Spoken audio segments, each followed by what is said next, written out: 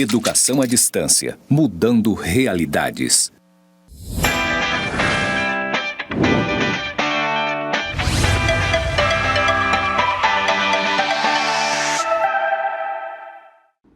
Olá, alunos! Sejam bem-vindos à nossa terceira web-aula da disciplina de Matemática Financeira Aplicada. Me chamo Rafael Nink e serei o seu professor durante essa aula. Minha audiodescrição: eu sou um homem branco, estou trajando um blazer azul claro sobre uma camisa azul escuro, calça jeans, sapato preto. O meu sinal para a comunidade Libras é esse. E na aula de hoje falaremos um pouco sobre séries de pagamento. Brasileiro adora parcelar uma dívida, mas como que a gente calcula o valor da parcela? Ou ainda, se eu quero juntar dinheiro para acumular um montante para realizar um sonho de uma viagem, o quanto que eu preciso guardar todos os meses com um retorno de um investimento para acumular esse montante lá no final? Qual o valor de cada uma dessas parcelas que eu preciso fazer? É isso que a gente vai ver na aula de hoje. Então, na aula de hoje, a gente vai falar um pouco sobre séries de pagamento.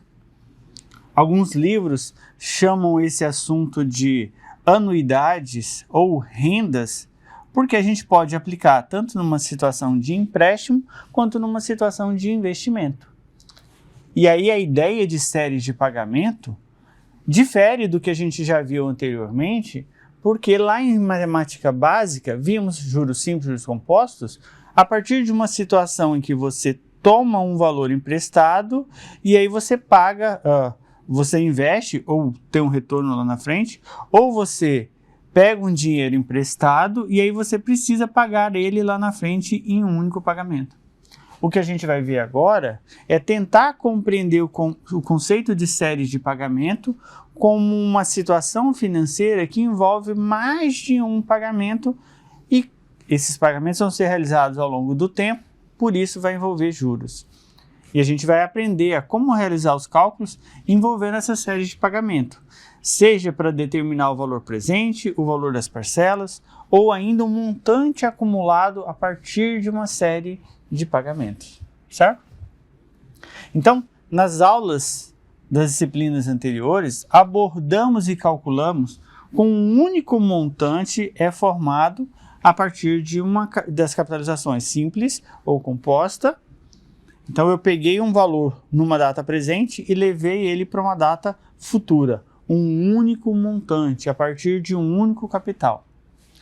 Porém, em situações práticas, o que é mais comum é que esse pagamento não vai ser realizado em um único pagamento, mas sim num conjunto de pagamentos que a gente vai chamar de série de pagamento. Um exemplo disso, o João, ele tinha um sonho de comprar um televisor grande, um televisor de 46 polegadas. Para isso, para conseguir comprar esse televisor, ele parcelou o televisor em 10 parcelas com uma taxa de juros de 2% ao mês. Então, se a gente observar, a dívida assumida pelo televisor não foi pago em um único pagamento, e sim em 10 pagamentos. Esses 10 pagamentos é o que vai caracterizar o que a gente chama de série de pagamento, um conjunto de pagamentos em datas futuras. E essa série de pagamento a gente pode classificar e caracterizar a partir de algumas premissas. Por exemplo, se a gente observar o número de parcelas, elas podem ser temporárias ou perpétuas. Por exemplo, no caso da aquisição da televisão, vai ser pago em 10 prestações. Acabou as 10 prestações, acabou a dívida. Então, é uma série de pagamento temporário. Uma situação, por exemplo, de uma previdência, você quer receber para o resto da vida. Então, você tem que prever que você tenha retornos perpétuos, infinitos pagamentos que você vai receber após o momento que você se aposentar. Já se a gente observar os valores das parcelas, elas podem ser constantes ou variáveis.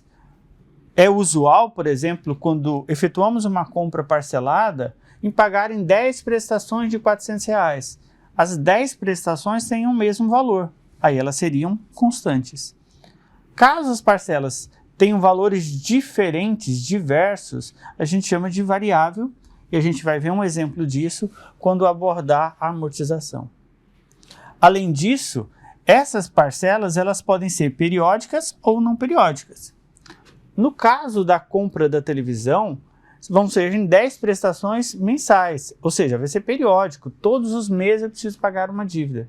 Todo mês eu preciso pagar uma parcela dessa dívida. Não periódica significa o quê? Que não há um intervalo definido e claro entre as parcelas. Eu posso ter o intervalo de um mês entre a primeira e a segunda, mas depois pular 4 meses. Ou eu pagar a quinta e a sexta parcela junto. Aí seria um exemplo de não periódica. Além disso, a gente pode classificar as séries de pagamento levando em consideração quando que vai ocorrer o primeiro pagamento.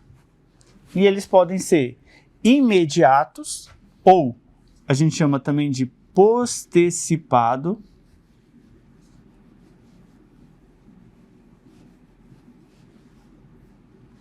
ou de forma antecipada ou diferida.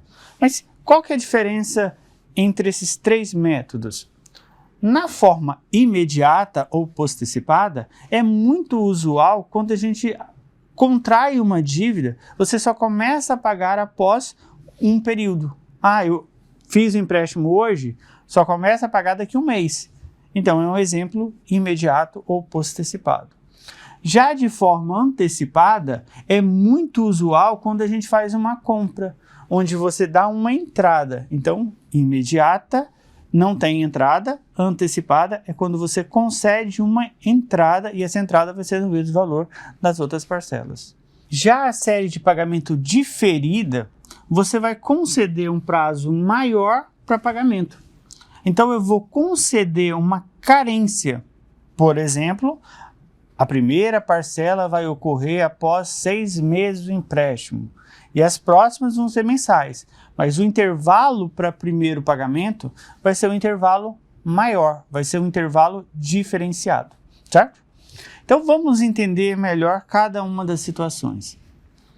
Na série de pagamento, então, imediata ou postecipada, você contrai o empréstimo, vai entrar um dinheiro na sua conta, que é o que a gente vai chamar de capital ou valor presente, e aí você só começa a efetuar os pagamentos um mês após ou um período após. Então, há cobrança de juros e aí você faz um pagamento. Na data seguinte, no mês seguinte, faz outro pagamento e assim sucessivamente até terminar os pagamentos, certo? Lembra da ideia de fluxo de caixa? Linha do tempo, momento zero, momento do empréstimo. Toda seta para cima você está recebendo dinheiro, toda seta para baixo você está pagando dinheiro. Então, na imediata, eu contraio o empréstimo, vai entrar o dinheiro na minha conta do capital emprestado, que a gente vai chamar de valor presente, e posterior a isso você vai parcelar essa dívida em parcelas mensais. Na imediata, o primeiro pagamento só ocorre um período após. E esses pagamentos vão ser pagamentos idênticos, constantes, que a gente vai chamar de PMT, que é uma abreviação para pagamento. Então, quanto mais tempo, maior é os juros. E os juros vai estar embutido em cada parcela. Então, quando eu pago uma parcela, eu estou pagando os juros do período e um pedacinho do capital para que, ao longo do tempo, essa dívida se dilua e eu consiga pagar em N pagamentos, certo? Então, série de pagamento imediata, muito usual em situações de empréstimo. E para a gente aplicar essa fórmula, essa série de pagamento imediata, a gente vai usar a expressão que diz o seguinte: PV, que é o nosso capital, vai ser igual o PMT, que são as parcelas, multiplicado por um fator. E esse fator leva em consideração a taxa e o tempo. Só que esse tempo é o número de pagamentos, é quantos pagamentos você fez, certo? Atente-se para o fato de que eu digo que é imediata, mas não é imediatamente ao empréstimo, é um período após. Vejamos o exemplo. Realizado o empréstimo, deve-se pagá-los em 6 prestações mensais e sucessivas de R$ 200. sabendo que a taxa desse financiamento foi de 4% ao mês. E aí ele pede, ó, qual que é o valor desse empréstimo? Então vamos tentar entender o que aconteceu aqui. Hoje eu fui lá e tomei um dinheiro emprestado, que é o nosso PV. Numa situação de empréstimo, é usual que eu só comece a pagar após um período. E ele diz que esse empréstimo foi feito em 6 prestações. Então significa que eu vou pagar aqui, aqui, aqui, 6 pagamentos. E ele disse que esses pagamentos eram iguais, constantes, sucessivos, periódicos e no valor de R$200. Então eu paguei 6 parcelas de R$200. Então quanto que eu peguei emprestado? Eu estou pagando 1.200, mas esses 1.200 está incluindo os 4% de juros. Então qual é o valor que foi concedido aqui nessa data presente? Nosso PV, tá? Para isso a gente vai usar a nossa expressão então que diz o seguinte: PV é igual a PMT que multiplica, e aí se você observar aquela fração está na frente do PMT, 1 mais taxa de juros elevado a N menos 1 e 1 mais I elevado a N. O que significa cada termo? PV é o valor presente, é o valor emprestado, e é o que a gente está procurando. PMT é o valor das parcelas. Qual foi o valor das parcelas? R$200. Resolve a fração, e aqui é como se tivesse um enorme colchete. A gente precisa primeiro resolver essa fração para depois multiplicar pelos R$200. Então eu faço 1 mais a taxa de juros. Qual que era a taxa de juros? 4% ao mês. Aí lembra, 4 por 100, que vai dar 0,04. Vou substituir 0,04 elevado a N, que é o número de parcelas. Eu sei que eu vou pagar isso em 6 parcelas, menos 1. Embaixo eu faço a mesma coisa, 0,04, 1 mais 0,04 elevado à sexta potência. Pronto. O que a gente vai fazer? A gente vai resolver a nossa fração primeiro. Quem que a gente resolve da fração primeiro? No numerador, eu preciso respeitar a sequência de operações. Primeiro eu faço o que está dentro do parênteses, depois eu faço a potência e aí por último eu faço o menos 1. 1 mais 0,04 elevado à sexta potência. 1,04 elevado à sexta, e aí eu já posso subtrair o 1. E isso vai me dar um valor de aproximadamente 0,265319 e um monte de casas decimais. Tente manter o máximo de casas decimais possíveis, tá? Já no denominador, faço dentro do parênteses, posterior eu faço a potência e no finalizar eu multiplico o 0,04, que vai me dar um valor de 0,050613 aproximadamente. Dá mais casas decimais, mantive pelo menos 6. Para finalizar, fazemos a divisão, já que aqui eu tenho uma fração, eu tenho uma divisão, divido 0,26 por 0,50 e o resultado eu multiplico pelos 200, que vai dar um PV de R$ 1.048,42, certo? Então, se a gente recapitular, quando eu assumi uma dívida para pagar em 6 parcelas, esse valor aqui foi de R$ 1.048,42. Ou seja, é menos do que eu vou pagar lá na frente, porque eu vou pagar 1.200. Essa diferença é dos juros do meu período, certo? Outro exemplo, um empréstimo de R$1.000. Então, tomei um dinheiro emprestado hoje, R$10.000. E eu vou pagar isso, vai ser liquidado, ele vai ser pago em um ano com prestações mensais. Então, situação de empréstimo é usual que eu só pague um mês após. Por isso que eu vou usar a fórmula do postecipado. E isso vai ser feito em 12 parcelas, ó. Eu vou pagar em 12 parcelas. Como eu estou deslocando o dinheiro no tempo, vai ser cobrado uma taxa de juros de 3% ao mês. Então, quanto que eu preciso pagar a cada mês? E é isso que a gente vai fazer. Para isso, usamos a mesma expressão. PV igual a PMT, que multiplica 1 mais a minha taxa de juros elevado a N menos 1. Denominador, I, 1 mais I elevado a N. Resolvendo a expressão, eu preciso substituir aquelas informações lá do meu problema aqui. E o que são aquelas informações? Valor emprestado é o capital, é o valor presente que eu tomo para pagar na data futura. Então, o meu PV são os R$10.000. O PMT significa as parcelas. Eu não sei qual vai ser o valor da parcela, é isso que eu estou procurando. Então, eu vou manter lá na minha fórmula PMT.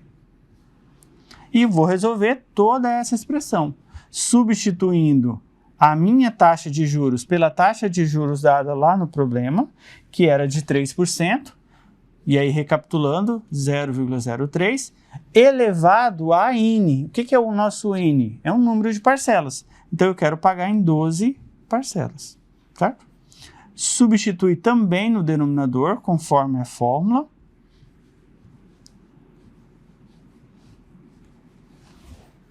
Resolve-se o quê? Resolve-se primeiro o que está naquela fração, para depois multiplicar pelo PMT.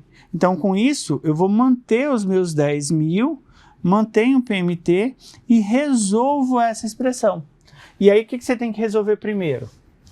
Primeiro, faz o que está dentro do parênteses, faz a potência e subtrai 1. Feito isso, faz o denominador, soma, potência, multiplica. E o resultado do numerador pelo denominador, você vai fazer a sua divisão. E aí confere o resultado, porque vai dar aproximadamente 9,954004. Esse valor já é o resultado de toda essa fração, tá? Mas tá, se eu quero procurar o PMT, eu vou arrumar um jeito de isolar ele. Eu vou tirar esse valor e vou passar para cá, mudando a operação. Como era uma operação de multiplicação, eu vou passar para o lado de cá como uma operação de divisão. Vai ficar esses 10.000 dividido por 9,954004 igual o meu PMT. Portanto, o PMT é o resultado daquela divisão. Vou dividir esse por esse, que vai dar 1.004,62. Então, ao tomar um empréstimo de R$10.000 para ser pago durante um ano, pagando parcelas mensais, eu vou pagar em 12 prestações de R$1.004,62. Vai dar um pouco mais de R$12.000. Por quê? Porque eu estou pagando juros. Quanto maior o número de parcelas, maior vai ser esses juros. Quanto maior a taxa, maior vai ser esses juros. Certo? Quando a gente utiliza a expressão dada pela série de pagamento, toda vez que eu efetuo um pagamento, essa minha dívida vai diminuir ao longo do tempo e eu vou pagando menos juros até que na última parcela, basicamente o maior valor vai ser destinado a cobrir tua dívida. Mas você está pagando a dívida todos os meses, só que um valor fracionado dessa dívida. Certo? Mas, como eu comentei, a série de pagamento a gente vai utilizar não só numa situação de empréstimo, eu posso utilizar numa situação de investimento. Então imagine o seguinte, você precisa comprar um maquinário para a tua empresa, para daqui a um ano, eu quero crescer, ano que vem eu quero que minha empresa esteja produzindo mais peças. Como eu não vou ter esse dinheiro lá na frente, eu vou juntar esse dinheiro, eu vou colocar o meu dinheiro para trabalhar durante esse período de um ano, para que ele renda, para que eu consiga comprar o maquinário.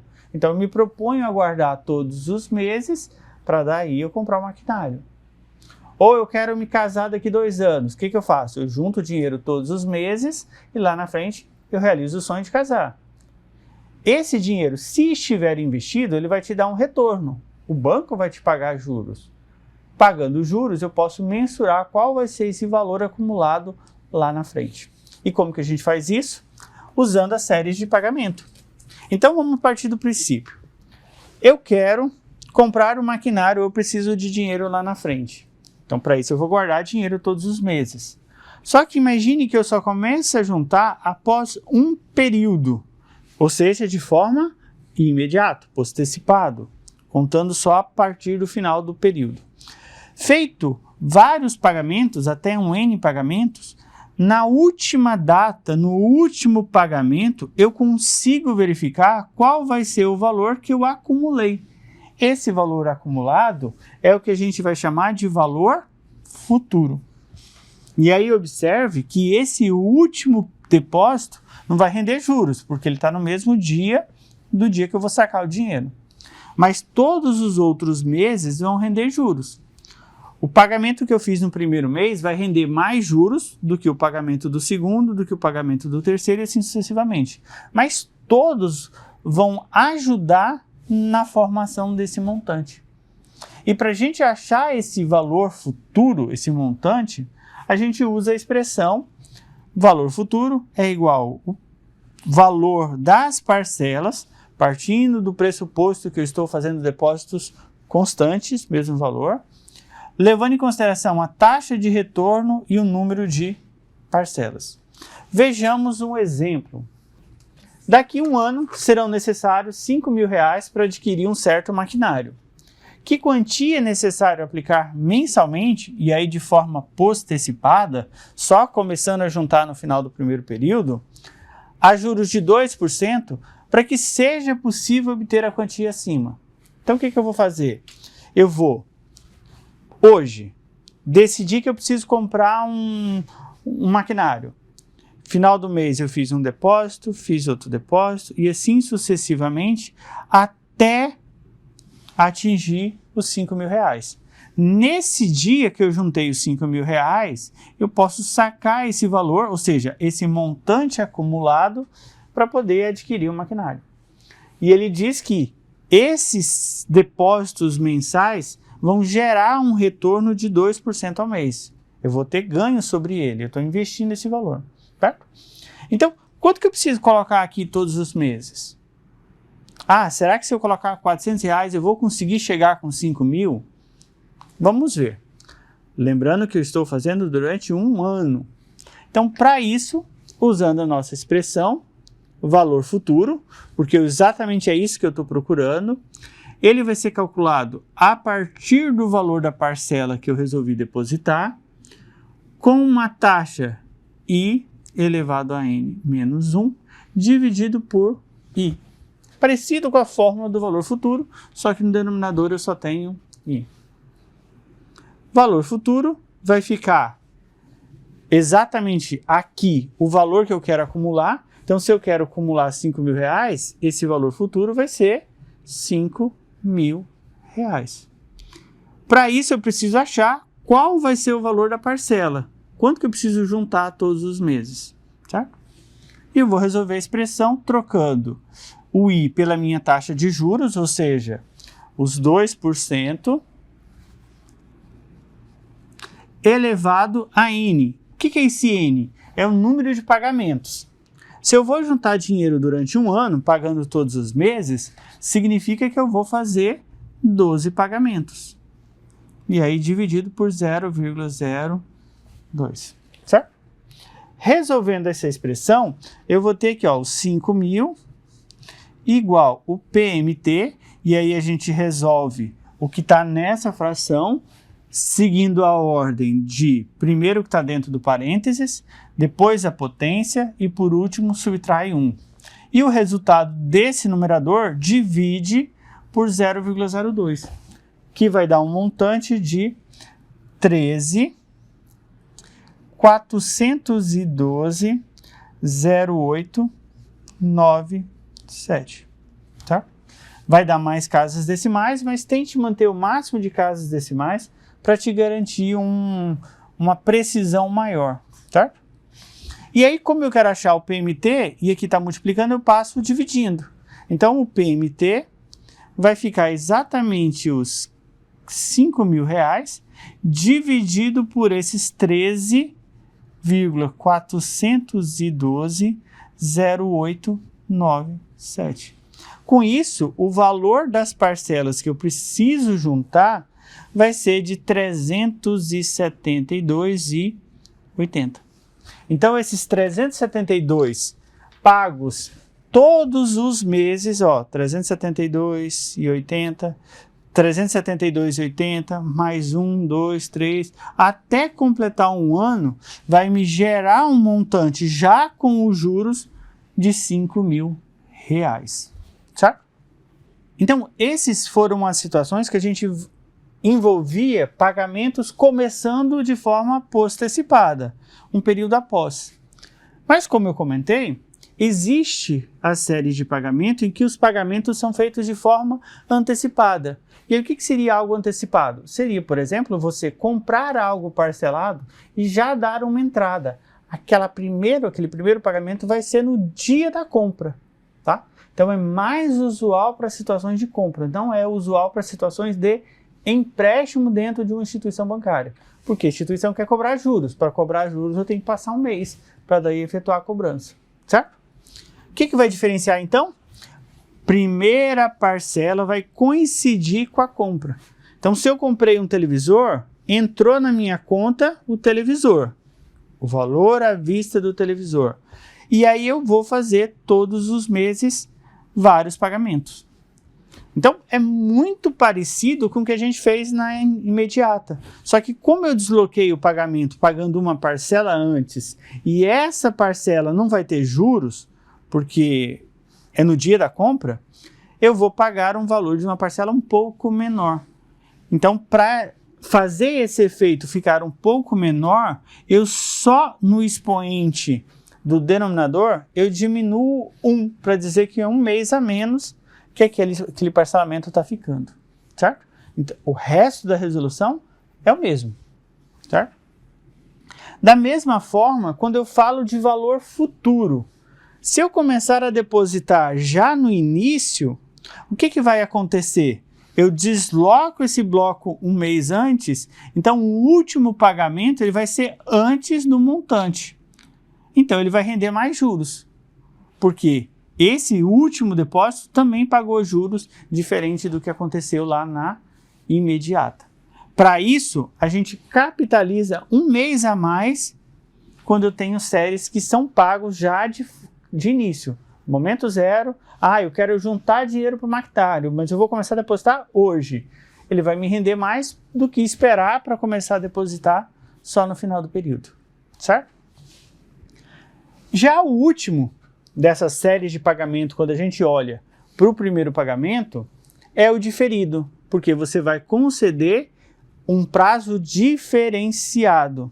Então, em vez de depositar aqui como na antecipada, ou um mês após como a imediata, eu concedo um prazo maior. Então, o primeiro pagamento vai ser lá na frente. E com isso a gente concede o que a gente chama de carência. E essa carência, para efeitos de fórmula, a gente só começa a contar após um período. Ou seja, a cobrança de juros era aqui, ele tinha que pagar aqui, mas ele pagou lá na frente. Então eu conto um mês a menos, então 1, 2, 3 meses. Eu digo que a carência, que eu vou chamar de M, foi de 3 meses. Mas ele começou a pagar com 4 meses. Mas eu só começo a contar para efeito de carência de juros 3 períodos. Após o primeiro período, que seria o usual pagamento aqui, eu desloquei ele para cá, então eu desloquei ele 3 meses, certo? Com isso vai afetar a nossa fórmula, porque eu preciso acrescentar aqui no denominador esse prazo a mais que eu dei, para aumentar o valor das parcelas. Porque quando a gente concede uma carência, você não está isentando o pagamento de juros. Aqueles 3 meses que eu concedi de carência, vai estar correndo juros. Eu vou pagar juros.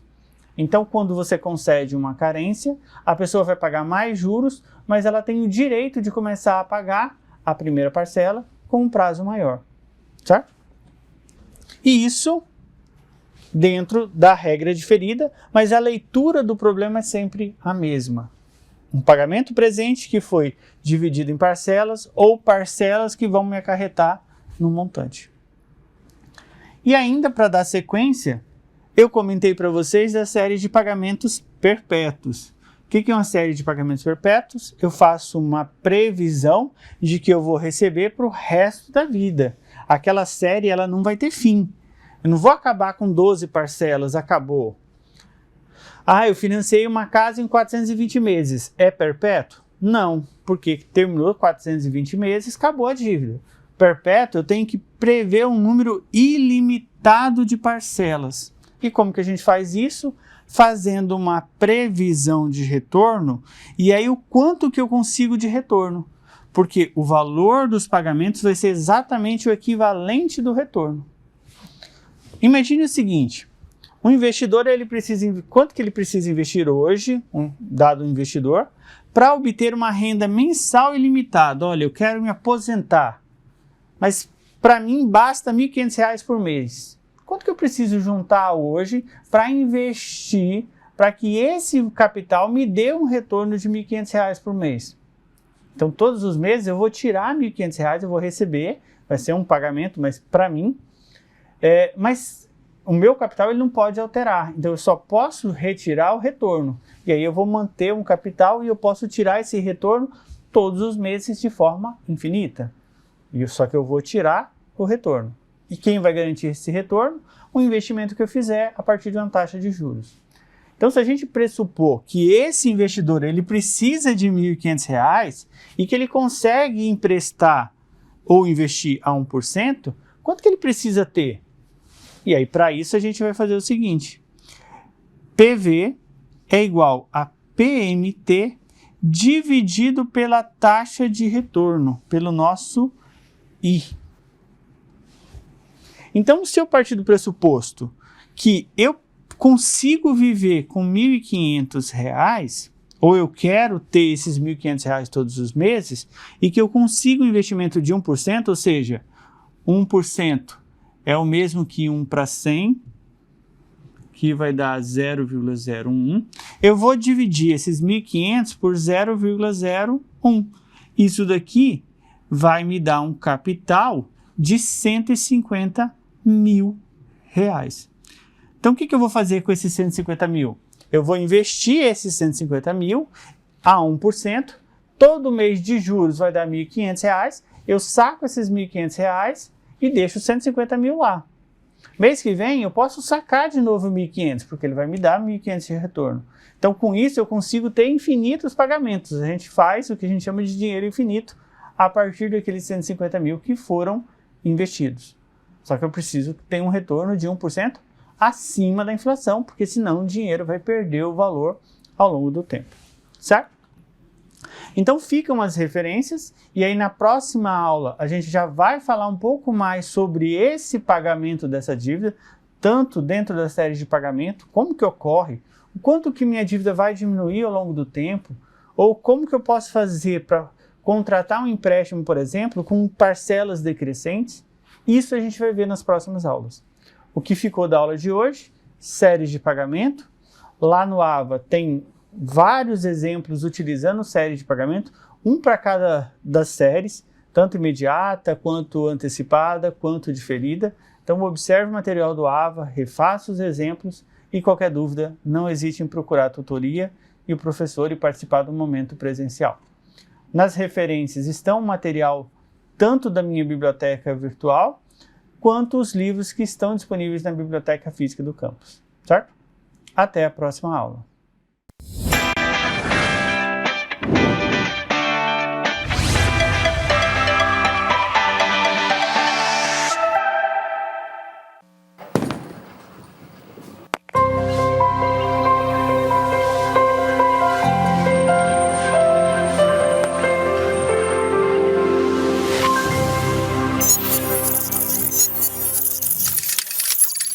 Educação à distância, mudando realidades.